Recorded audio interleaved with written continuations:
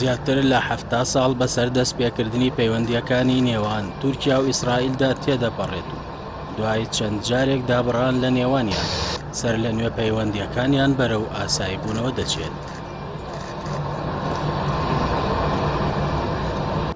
هەرچەندە تورکیا خۆی بە پشتیوانی سەرسەختی دۆزی فەڵەستین و مافی خەڵکی ئەو وڵاتە دەزانێت لە بەرامبەر قەوارەی جوولەکە، بەڵام هیچ کات پەیوەندیەکانی ئەو وڵاتە بە تەواوی لەگەڵ ئیسرائیلدا نەپچراون و ئەگەر پەیوەندیە سیاسیەکانیش گرژی و ئاڵۆزیان تێکەوت بێت، ئەوە پەیوەندیە سەربازی و ئابوووریەکان لە نێوان ئەنقەرە و تەل ئەبیبدا بەردەوامیان هەبووە.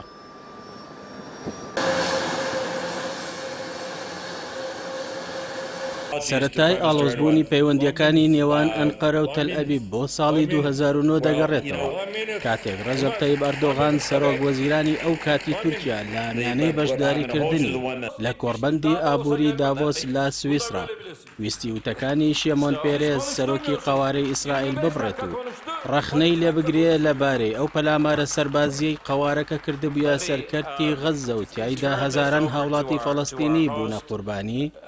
دواتریش ئەردۆغان کۆڕبەندەکەی بەجێهێشت و ڕایگەیان چیتر بەشداری ئەو کۆڕبەندە ناکات. ساڵێک دواتر و لە 2010دا تورکیا لە ڕێی ڕێکخراوە خێرخوازیەکانەوە کەشتێکی بە ناوی مافی مەڕمەڕە ئاراستەی کەرتی غەزە کرد کە نزیکەی 10,000 تەن خۆراک و هاوکاری مرۆیی بۆ هاوڵاتیانی گەمارۆدراوی غەزە هەڵگرتە بوو، بەڵام بەر لە گەیشتنی کەشتیەکە بە شوێنی مەبەست و لە ئاوە نێودەوڵەتیەکاندا لەلایەن هێزە ئەمنیەکانی ئیسرائیلەوە پەلاماری کەشتیەکە درا. لە ئەنجامی پەلامارەکەشدا 10 چالاکوانی تورک و 60 تریش بریندار بوون. دوای گەیاندنی دۆسیەکەش بە دادگای دادی نێودەوڵەتی لە لاهای لە ساڵی 2017دا دادگاکە سکاڵاکەی لە دژی ئیسرائیل هەڵوەشاندەوە.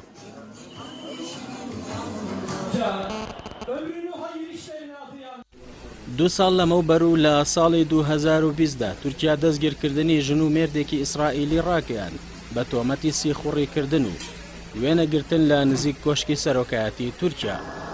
دوای دروستبوونی چەند پەیوەندیەک لە نێوان سەرۆکایەتی هەردوو وڵات و پاشان ئازادکردنی ئەو ژن و مێردە، ئەمە بووە هۆی ئاساییکردنەوەی پەیوەندیەکانی هەردوو لاو. وای کرد دوای 4 مانگ لە ڕووداوەکە ئیسحاق هەرتزۆغ سەرۆکی ئەو کاتی ئیسرائیل سەردانی ئەنقەرە بکا و لەگەڵ ئەردۆغان کۆب بێتەوە. سەبارەت بە کاریگەری ئاساییکردنەوەی پەیوەندیەکانی نێوان ئیسرائیل و تورکیا لەسەر فەڵەستینیەکان، پێشتر ئەردۆغان لە میانەی کۆبوونەوەیەکی لەگەڵ باڵیۆزانی تورکیا ڕایگەیاندبوو نوێکردنەوەی پەیوەندیەکانیان لەگەڵ ئیسرائیل یارمەتیدەری تورکەکان دەبێت لە هاوکاریکردنی برا فەڵەستینیەکانیان. ئەردۆغان جەختیشی کردەوە هیچ بیانوێک نییە بۆ کوشتنی منداڵان، بەڵام ناوی ئیسرائیلی وەک تاوانبار لەو بابەتەدا نەهێنا.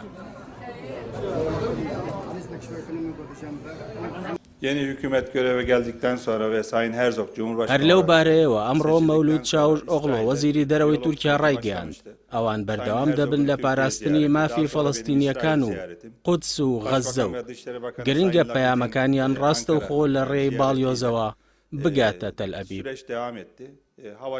ئەم گۆڕانکاریە نوێیەش لە پەیوەندیەکانی هەردوو وڵات لە کاتێکدایە ئەمڕۆ دیوانی سەرۆکایەتی سەرۆکوەزیرانی ئیسرائیل بڵاوی کردەوە هەریەکە لە تورکیا و ئیسرائیل پەیوەندیە دیبلۆماسیەکانیان بە شێوەیەکی تەواوەتی ئاسایی دەکەنەوە و هەردوو لە باڵیۆز ڕەوانەی پایتەختەکانی یەکتر دەکەن.